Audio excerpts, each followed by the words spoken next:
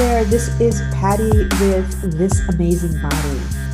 And I wanted to take just a quick minute today to talk to you about a recent discovery I made when it comes to a meat-based diet and a plant-based diet. What I've learned recently is really shocking to me.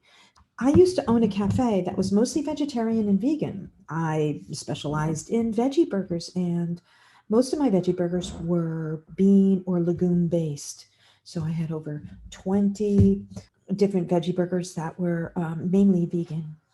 I would not eat those veggie burgers again because of a component in them that makes it kind of toxic to my body. And this is what they call oxalates. Oxalates exist in plants, and in some plants a lot more than other plants. They are kind of the plant's defense mechanism so that they don't get eaten into extinction. And so, what an oxalate looks like in your system is, if you can imagine, microscopic glass shards. So, what oxalates do in our system, especially if we have a high quantity of oxalates, is that they kind of wreak havoc to our digestive system and our intestinal tract. You can imagine, right?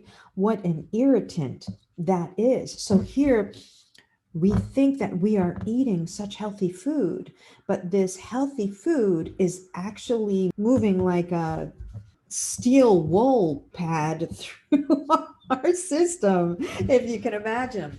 So now that I have been on more of a meat based diet, I have noticed a tremendous improvement in my digestion, in my intestinal tract. I don't have a lot of the issues that I used to have. Also, I don't have inflammation and bloating. Those are indications that there is something wrong. And I'm not saying it all has to do with oxalates, but oxalates play a larger role than I think a lot of people or most people imagined in some of these issues. So I've introduced some vegetables to my meat based diet, but when I do, I make sure that they are extremely low in oxalates.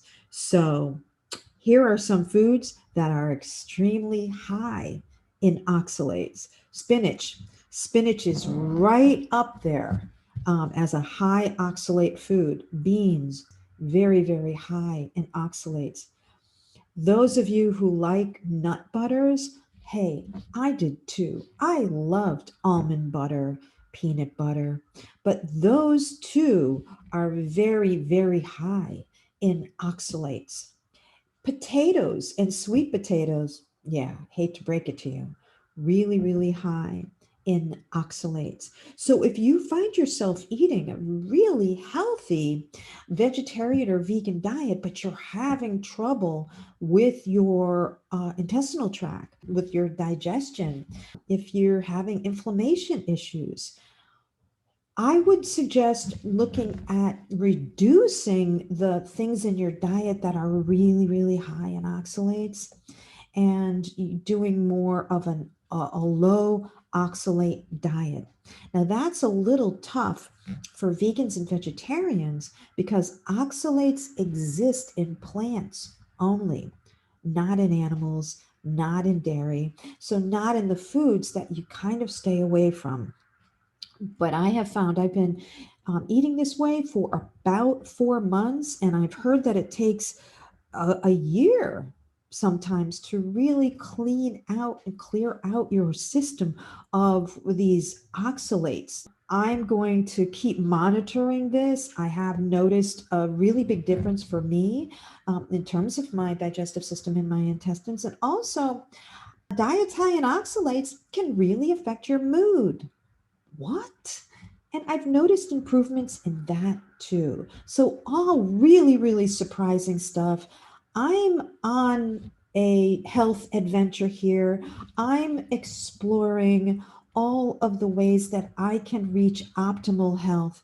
And this has been one of the more surprising discoveries I've made about some of the foods I thought were healthy for me.